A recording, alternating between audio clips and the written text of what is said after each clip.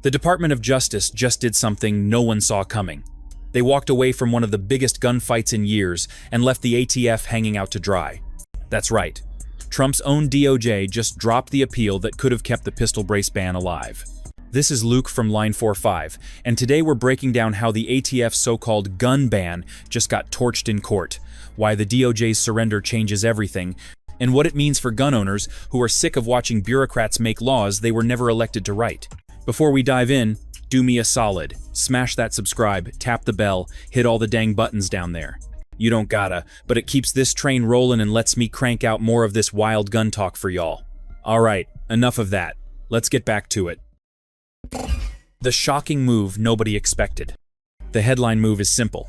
The Department of Justice dropped its appeal in mock, which leaves the pistol brace rule beaten on the field. I'm talking about a joint dismissal filed in July 2025, where the Feds and Firearms Policy Coalition told the Fifth Circuit they were done fighting. Bet you didn't expect the DOJ to fold on a headline ATF rule that fast. Here's why that matters. The brace rule tried to treat millions of braced pistols as short-barreled rifles under the National Firearms Act, with the rule taking effect on the 31st of January 2023 and a May 31 compliance window. That meant register it, reconfigure it, or catch charges. The government pushed a subjective test that shifted late in rulemaking, which is exactly the kind of Administrative Procedure Act problem appellate judges flagged when they told the district court to move toward injunctive relief. No cap. That's administrative law. 101. The district court then went further. In June 2024, Judge Reed O'Connor said the rule was unlawful and void, citing Administrative Procedure Act defects and the agency's about-face on what counts as a shoulder-fired weapon. That ruling cleared the deck and made any appeal a taller hill for the DOJ to climb. When your record shows notice and comment problems, the Fifth Circuit is a rough venue to fix them. So where are we now? The appeal is gone. The vacatur stands, and the rule is off the books unless ATF tries a clean redo. That is a win today for owners, makers, and dealers who were whipsawed by shifting criteria. It is also a signal that the agency's power to rewrite gun definitions by regulation is getting boxed in by courts. I'm here for the receipts and the next round if they try again. What the ATF's pistol brace rule really did? Here's the clean version of what the brace rule actually did. ATF's final rule, 2021 R8 Farads, tried to treat a braced pistol like a short-barreled rifle if the setup looked or functioned like it was meant to be shouldered. They dumped the old 4,999 worksheet and replaced it with a multi-factor test that looked at rear surface area, length and weight, adjustability, sights or optics that assume shouldering, and marketing materials. If a braced pistol crossed those factors, ATF said it was an NFA firearm. That NFA label is where the pain hits. An SBR has to be registered, taxed, and tied to a serial number through a Form 1 or Form 4. The rule went live on the 31st of January 2023 with a short compliance window. Owners had a handful of choices that were spelled out in black and white. Register the firearm as an SBR during the tax forbearance period. Remove the brace so the gun no longer meets the shouldering factors. Swap to a 16-inch or longer barrel, surrender it, or destroy it.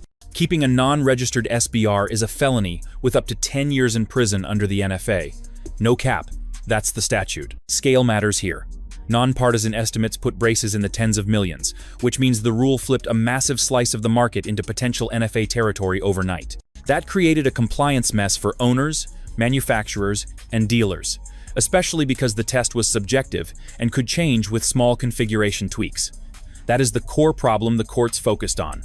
The rule reached way past clear definitions, and regular people had to guess which side of the line they were on. The court that stopped the ATF cold, Judge Reed O'Connor, didn't just call out the ATF, he gutted their rule right down to the process. When I went through the court documents, it was clear he wasn't buying the agency's argument that it could just reinterpret what a rifle means under the National Firearms Act.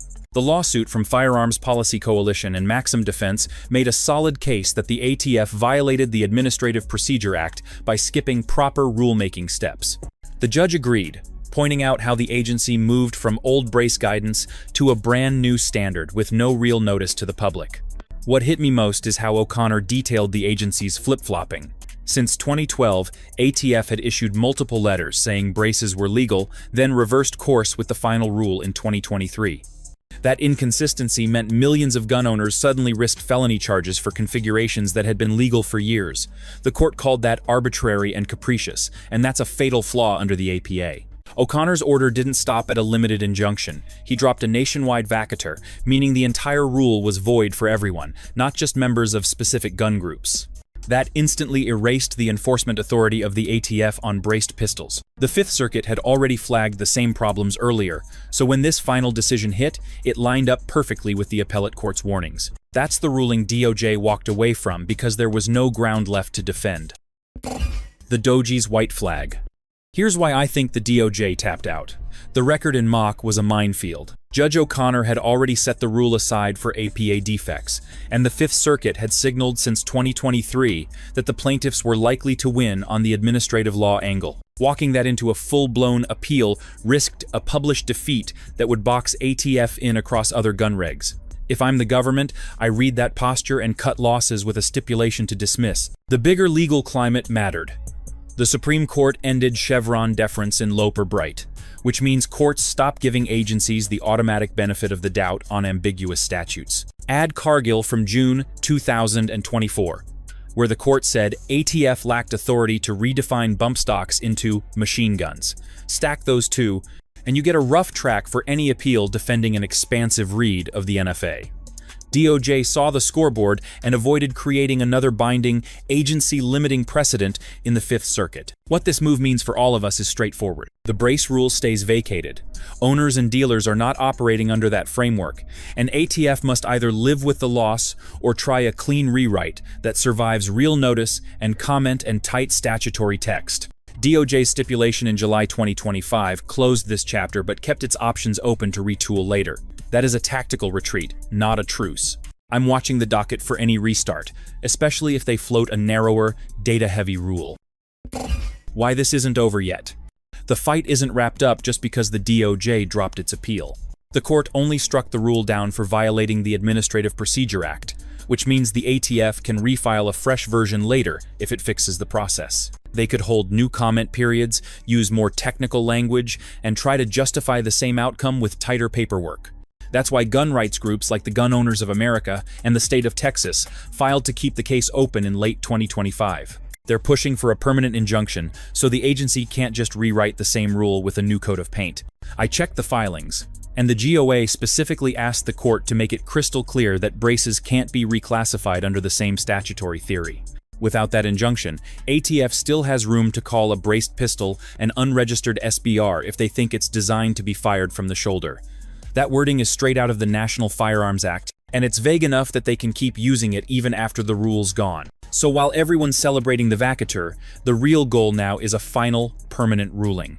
If the judge grants it, that would shut the door on future brace bans under the same logic. If not, ATF can just regroup and try again. That's why this isn't over. It's a temporary win, not a forever one, and the next phase decides whether this rule stays dead or just takes a break. What's at stake? I'm watching two lanes for the ATF. First is rulemaking.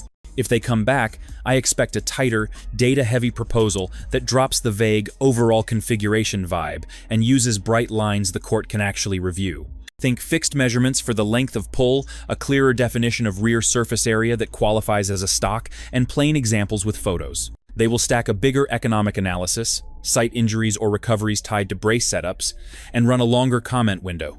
The goal would be to show real notice, a stable test, and a clean tie to the text of the National Firearms Act.